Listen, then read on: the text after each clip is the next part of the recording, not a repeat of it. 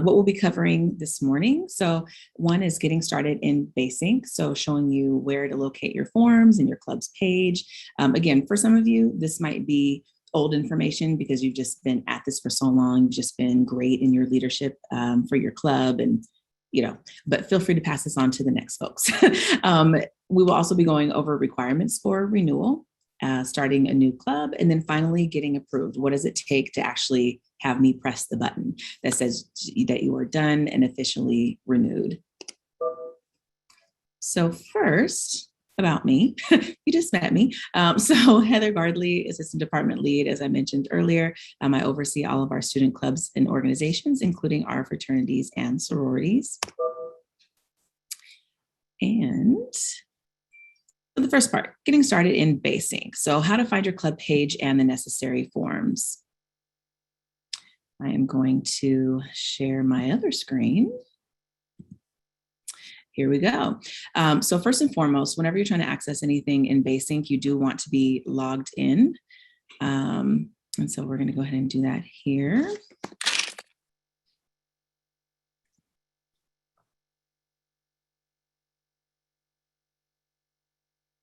All right, so once you're in here, there's a couple of ways to search for your organization. You can always just type in the name here, or you can go to the organizations tab up top to see if your organization already exists. So maybe, because oftentimes there's organizations that we've had over the years, but maybe they've gone inactive and you're looking to revive the club. That's one scenario. Or it's been a continuously active club that you're looking to renew. You could just put in that club's name. So let's see, Beta Alpha Psi, right? So you would start putting in the club's name. It automatically starts to work, by what you've put in for your keywords. You go to the organization, you'll see the page here. By the way, whenever you go onto a club's page, if you see the blue join button, it means that you currently have not already joined the club's page. And if that's the case, please do so. Let's go for another organization. So Black Student Union.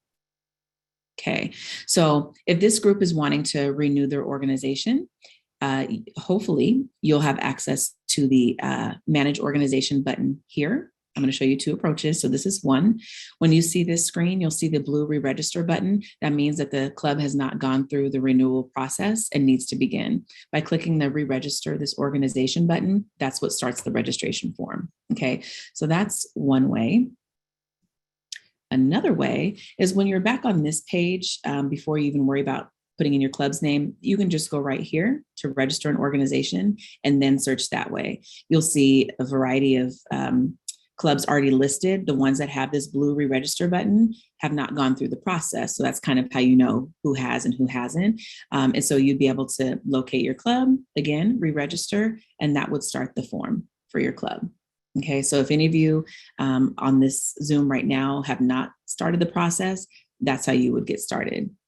Additionally, once the club fills out that registration form, only one needs to be filled out for the club.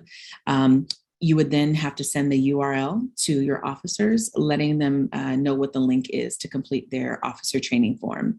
So again, when you're in the forms section, you would scroll down and it's this one. So Student Club and Organization Recognition and Renewal Officer Training 21-22.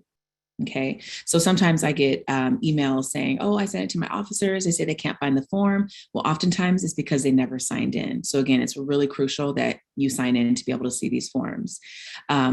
Next, besides the officer training form, there's the on-campus advisor form. All of your clubs are required to have an on-campus advisor, and they have a little short form to fill out too. It's only about 4 or 5 questions. And so you would be able to send them the link to the on-campus advisor form as well. If your organization is more of a national organization that comes from a larger body, maybe you're the student chapter of that. Some organizations like to have an off-campus advisor or a graduate chapter advisor or a national office advisor. You are able to have those as well. And there's a separate off-campus advisor form. So it's important just to make the distinction between who is off-campus and who is on campus. All right, so going back to my slides here, we're going to be doing a lot of screen swapping. Okay.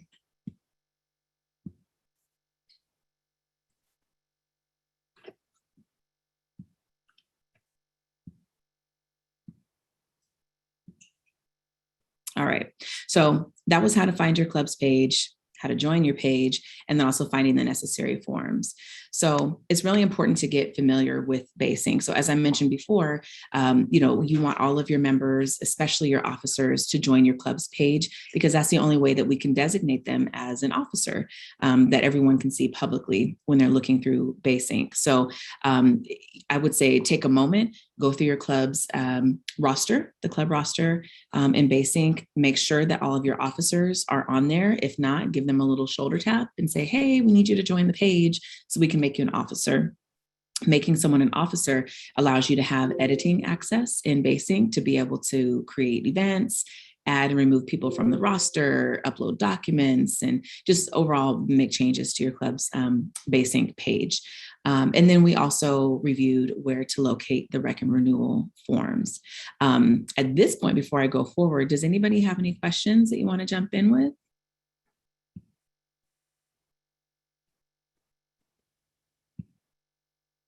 All right, going once, going twice.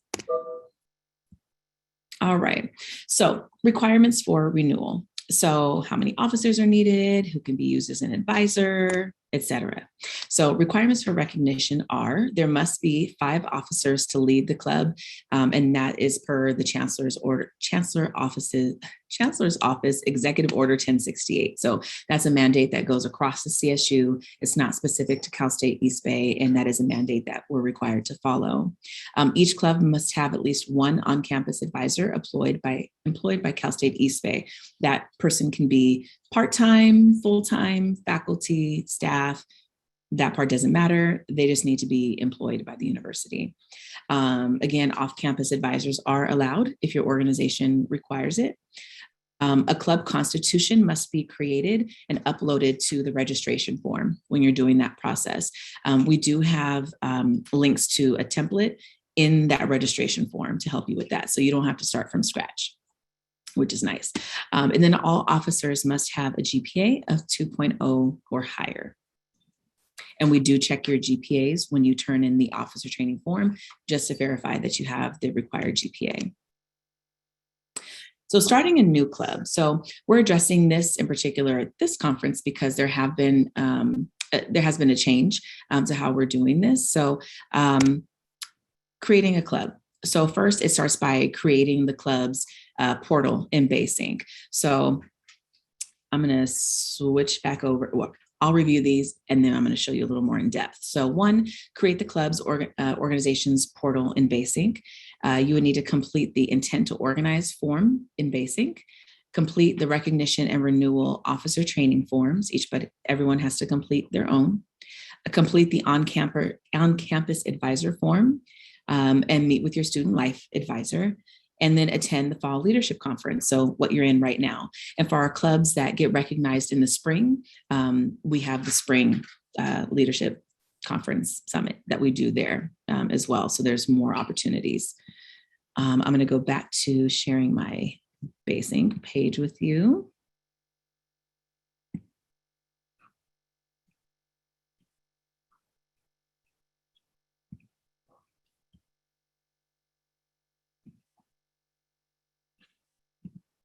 Okay, so when you're in here, again, you would go to organizations, but because you're trying to start a new group, you don't have a page yet, right? And so you would start again with register an organization, but instead this time you would go all the way down to the bottom and click on register a new organization. And you would be considered a student organization as opposed to those other categories. And then we start the step-by-step instruction. So if you're a non-existing org, meaning this is your very first time, coming together as a group, this is your very first time having a presence, a page on Basync, then you would want to, create this page here. You do have the ability just to create an unofficial student group, but again, these are not recognized student organizations and would not enjoy the privileges that come with being a recognized student organization, like access to reserving space on campus, to having the club's financial accounts, bank account on campus, and things of that nature as well. So you would just go ahead and proceed with this form. This form, once it gets submitted to our office, gets reviewed and then approved. And then once your club has the page created, you would be able to then search for the club. So you would type in the club's name, you would see a page come up for that new organization being created. And then you would follow the steps that I mentioned at the very beginning, as far as the whole re-register this organization form, and then have everyone fill out, their officer training forms and the like. An additional step that we have added, though, is the intent to organize form. It's important to know that there is support and backing of the creation of a new club, because we don't want to just start a bunch of organizations with only one person really having an interest in that. And so it's important to see that there's support from other students on campus. And so that is the intent of the intent to organize form. So it's this one right here. The intent to organize student support form would come after. So this form, we'll see how much I can show you. This was my tester form here. We just basically ask you, we give you all of the information that you need to know. So please read the fine print, just about what's required to become an organization, the steps that you would need to do the process. And then towards the end of this form, it will ask you to list 12 currently enrolled students, names and net IDs. And then at the end, we give you the URL to provide to those students whose names you gave us, the link to the student support form. And so they would turn that in. It just asks them for their name, their net ID again, what's the name of the club in question, and are they in support of the formation of this club? And that's it. So just those 4 questions. But that is a piece that needs to be submitted before we can move on in the process of recognizing your club. Any questions with that? Can they just go to forms when they're signed in and then do the intent to enroll interest form without us providing the link? They can. So you can just direct them and say, hey, log into Basing and look for the form with this name, in particular, the student support form. Awesome. Thank you. Mm-hmm. All right. So we reviewed the intent to organize form, explained what that was about. The officer training forms we already reviewed. And we're good to go with that. So getting approved. So for many of your organizations, if you haven't been approved already, the thing that's standing in your way of being approved is likely just 1 or 2 officers that haven't done their officer training form. So it's either that or an on-campus advisor has not completed their form. 9 times out of 10, it's the officers that haven't finished everything. And sometimes you think, oh yes, we've all done it. We've all turned it in. But I keep very tight records of who's turned what in and who hasn't. And so if you need to, you can always email me. If someone can drop my email in the chat, that would be great. If you want to just check on the status of your renewal, feel free to email me and I can let you know which officers still need to complete it, so you can give them a little shoulder tap as well. So that in a nutshell is what it takes to start a club here and to renew a club here. If you do have an interest in reviving an older club that we used to have on campus that maybe has gone dormant for a long time, feel free to connect with us for that as well. Sometimes you won't see the clubs listed in Basing just because they've been marked as inactive and are no longer visible to the public, but that doesn't mean that they don't exist or can't exist again. So if you ever have a question like, hey, did we ever have a judo club on campus? Was there ever a diabetes awareness club for students? Was there ever? Feel free to just check in with us. We have a long, record, a long history of organizations here. And so we would be happy to help you figure that out. So that concludes this portion on Rec and Renewal. Again, I welcome any questions that you have. My email is there in the chat if you want to follow up with me after as well.